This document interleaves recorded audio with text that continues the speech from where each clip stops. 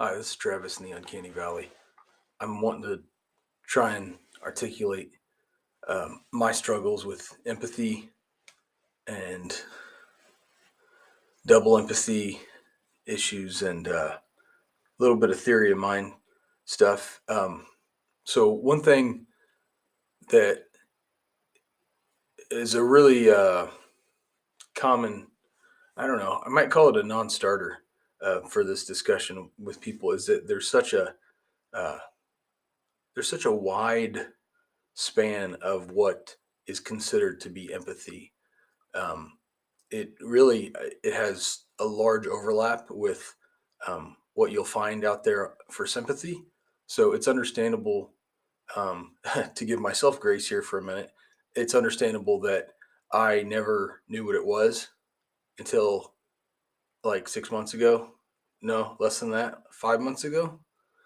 Um, and I'm still trying to flesh out all the implications of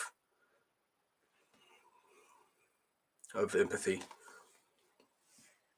But anyways, the way my current understanding of it in its purest form, empathy, experienced empathy, is to uh, recognize someone else's experience um, as valid on its own merit, having nothing to do with you. Okay. And then expressed empathy would really just be um,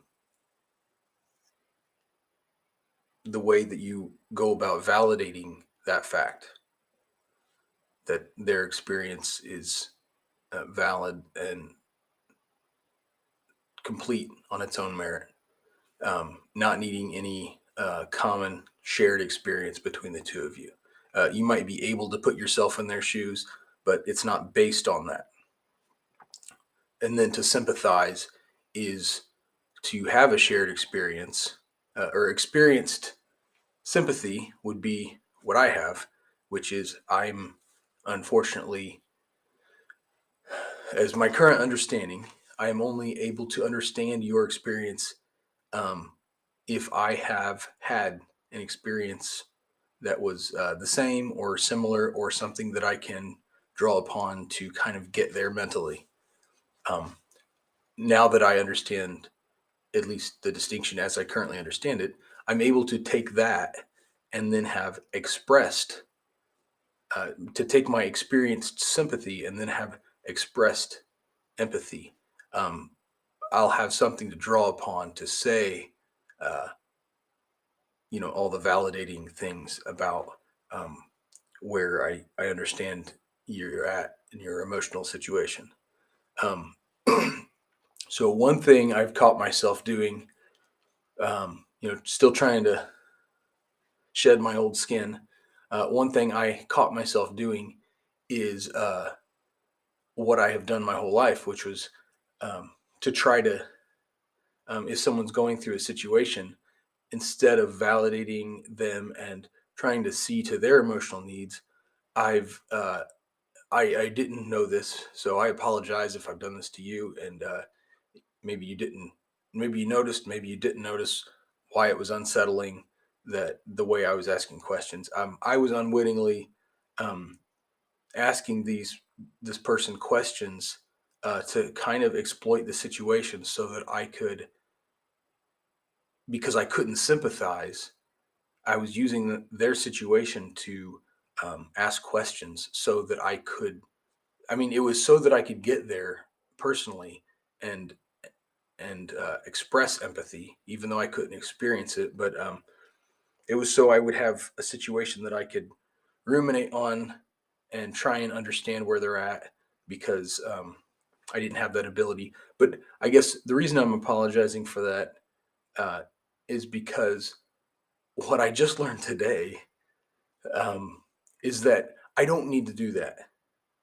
Sympathy is the selfish back door I've been using to try to be more genuine and have a better connection. But like, I don't need to understand your situation uh, to have expressed empathy to validate your situation. So that's kind of what spurred me wanting to say this video, because that was a breakthrough for me. Um, it's hard to not have empathy because it's such a tricky topic to try and discuss with people, because I've had people tell me, um, oh yeah, you do. You have empathy, and it's very. I believe that it's well meaning, um, invalidating as it is. I believe that it's well meaning, but um, something that had been confusing for me on this topic was that I have always been a very emotional person, and I think there's some one narrative out there that conflates being emotional and personally experiencing emotions, makes you by default empathetic, whereas and to further uh, confound the issue, I feel like I am somewhat empathetic, and I'm trying to draw a fine line there between those. Is that when someone is experiencing a, you know, for lack of a better analogy, like a Coke or Pepsi emotion, a very recognizable emotion, when they're expressing joy, I can I can recognize that, and I can get there with them, and it's usually pretty obvious where that's coming from and what it is. And if someone is crying, that's a little trickier. If someone has a more sad emotion, um, I can recognize that it's sad, but I'm really going to not be able to get there as easily, because that's such a more likely to be such a more complicated issue. And I don't know how to navigate that as well, because um, I can I can experience that emotion all day long, but there's no link between personally experiencing emotion and um,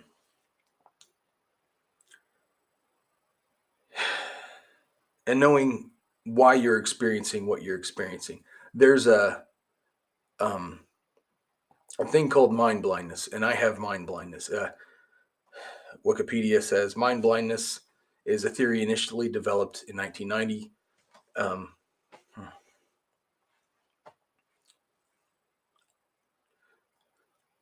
it's describing having a lack or developmental delay of theory of mind, meaning they're unable to attribute mental states to others.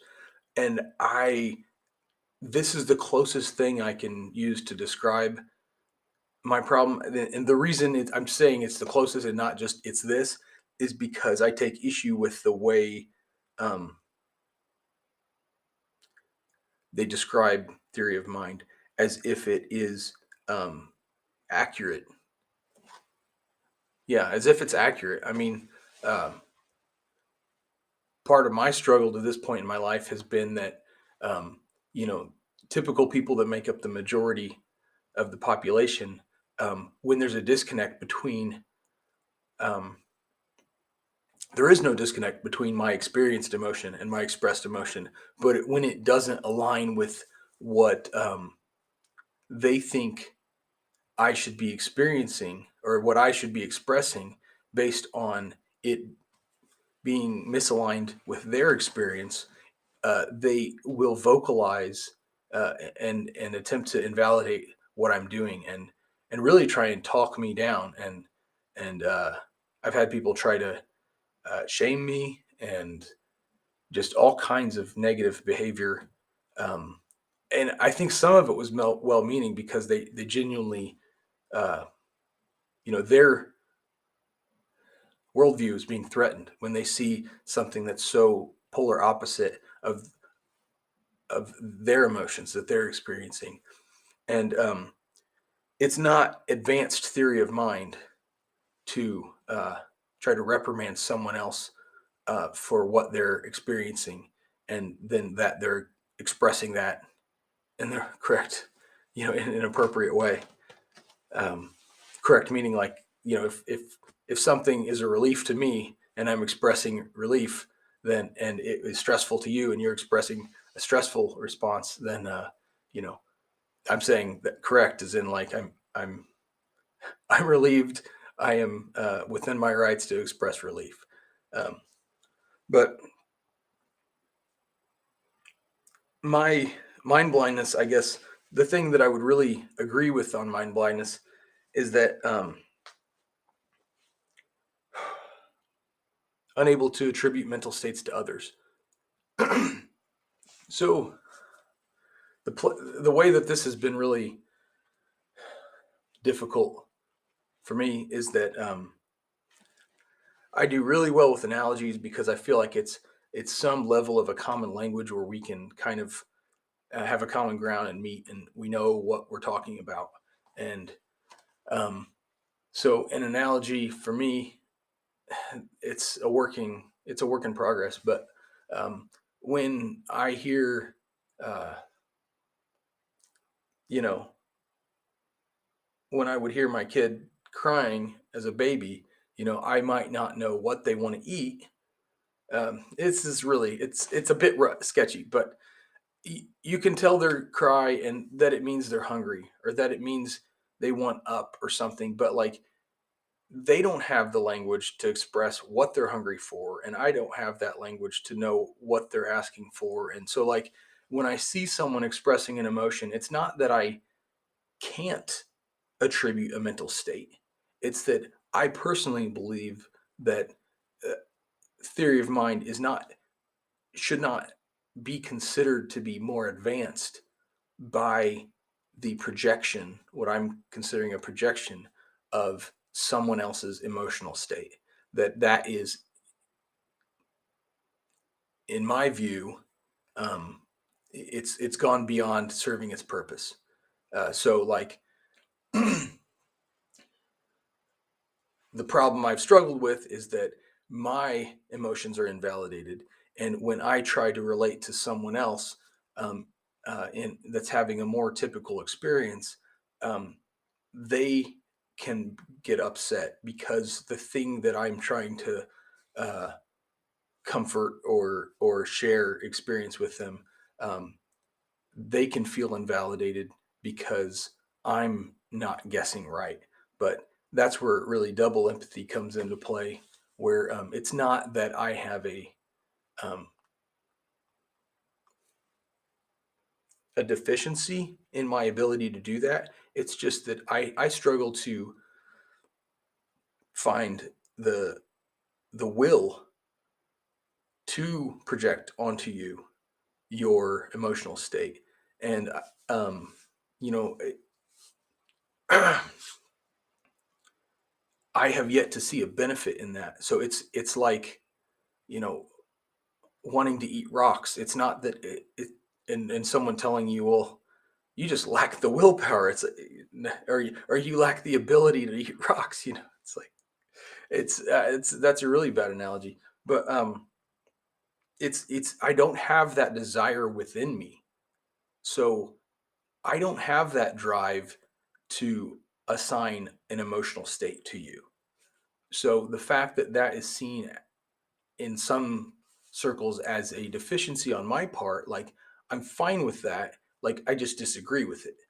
Um, and maybe that's where double empathy comes into play. It's not that someone who, uh, another person who lacks mind or has mind blindness and myself, it's not that we're projecting emotional states onto each other better. I just think that we're maybe less inclined to feel the need to do that, and maybe we're less inclined to really want to see a benefit in that, to view that as a beneficial process, because I would much rather get better at what I'm trying to get better at, which is to learn how to validate you in your experience, and then um, the thing that I realized today, I might have already kind of touched on this, is that like I really think that just through validating, like if I'm able to create that emotionally safe place through validation, that you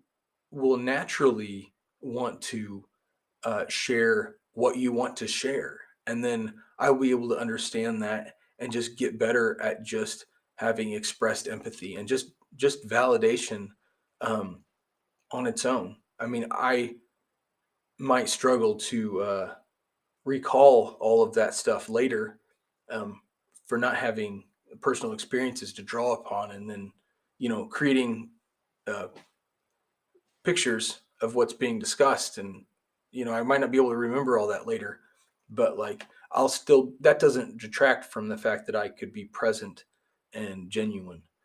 And yeah, so I don't know, that's it's a work in progress, but I feel like that whole area is of emotional versus empathic versus empathetic, and experienced and expressed empathy. And I know that's not exactly the terminology that some people are out there using. I can concede I lack cognitive empathy to an extent, but like, yeah, that's where I'm at. And I guess, where are you at? And maybe, I guess I'm trying to win people over a little bit to where they could maybe loosen their grip a little bit on the, I'm calling it outright, the mythical ability to mind read. Um, my mind blindness, uh, you know, people are going to persist to see that as a shortcoming, I'm sure, but like, maybe loosen your grip on seeing your ability to mind read as a superpower. It's not always right. And to the extent that it is right, maybe you're taking too big of steps through someone else's emotional situation, where you could better be delicate in just any situation by asking questions, and learning where someone's at, and just, yeah, that's my 2 cents. What do you think?